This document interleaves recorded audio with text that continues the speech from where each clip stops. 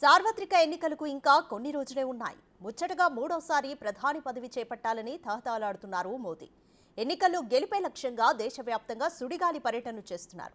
ప్రారంభోత్సవాలు, శంకుస్థాపనలతో తీరిక లేకుండా గడుపుతున్నారు. దేశంలో అతి పొడవైన తీగల వంతెన, పలు రాష్ట్రాల్లో నిర్మించిన ఎయిమ్స్లను ప్రారంభించారు మోదీ. ప్రధానమంత్రి మోడీ సుడిగాలి పర్యటనలు. ద్వారక సముద్ర గర్భంలో మోడీ ధ్యానం. అభివృద్ధి పనులకు శంకుస్థాపనలు, ప్రారంభోత్సవాలు.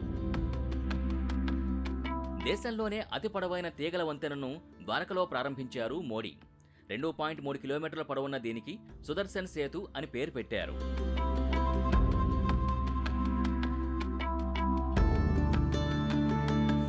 ఇది ఓఖా ప్రాంతాన్ని బేట్ ద్వారకతో అనుసంధానిస్తుంది.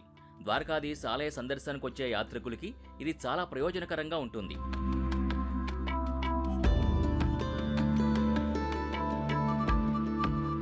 ప్రత్యేకమైన డిజైన్తో సుదర్శన్ బ్రిడ్జిని రూపొందించారు. బ్రిడ్జికి ఇరువైపులా శ్రీకృష్ణుడి చిత్రాలతో అలంకరించారు.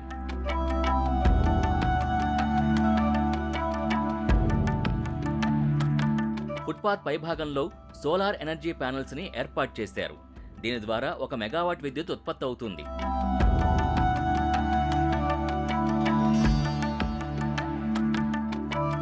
ఈ వంతెన ద్వారక, భేట్ ద్వారక మధ్య ప్రయాణించే భక్తుల రాకపోకల్ని సులభతరం చేయడమే కాకుండా సమయాన్ని ఆదా చేస్తుంది. మొత్తం 979 కోట్ల వ్యయంతో దీన్ని నిర్మించారు.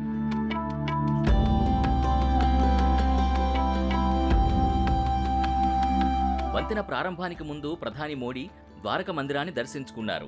ఆలయం చుట్టూ ప్రదక్షిణాలు చేశారు. స్వామివారిని దర్శించుకుని పూజలు చేశారు. ఆలయ పూజారులు ఆయనకు తీర్థప్రసాదాలు అందించి ఆశీర్వదించారు.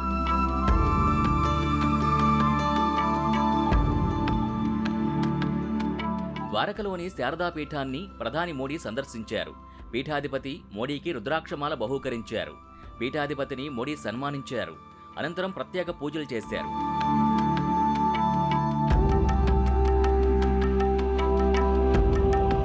సముద్ర గర్భంలో మునిగిపోయిన ద్వారకా నగరాన్ని మోడీ దర్శించుకున్నారు.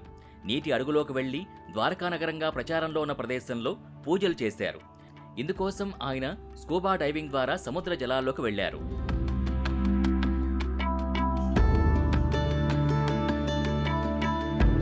గుజరాత్లోని రాజ్కోట్, ఆంధ్రప్రదేశ్లోని మంగళగిరి, పంజాబ్, ఉత్తరప్రదేశ్లో ఎయిమ్స్ని కేంద్ర ప్రభుత్వం నిర్మించింది.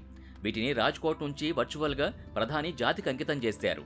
మంగళగిరిలో కేంద్ర ప్రభుత్వం 1618 కోట్లతో 183.11 ఎకరాల్లో 960 పడకలతో ఎయిమ్స్ని నిర్మించింది. ఇందులో 125 సీట్లతో కూడిన వైద్య కళాశాల ఉంది. విశాఖ పెదవాల్తేరు వద్ద స్టేట్ ఫుడ్ ల్యాబ్ క్యాంపస్లో 4.76 కోట్ల రూపాయలతో నిర్మించిన మైక్రోబయాలజీ ఫుడ్ టెస్టింగ్ ల్యాబ్తో పాటు 2.07 కోట్ల రూపాయల విలువైన మరో 4 మొబైల్ ఫుడ్ టెస్టింగ్ ల్యాబ్లను ప్రధాని ప్రారంభించారు. అలాగే ఆయుష్మాన్ భారత్ హెల్త్ ఇన్ఫ్రాస్ట్రక్చర్ మిషన్లో భాగంగా 9 క్రిటికల్ కేర్ బ్లాకులకు కూడా ప్రధాని శంకుస్థాపన చేశారు.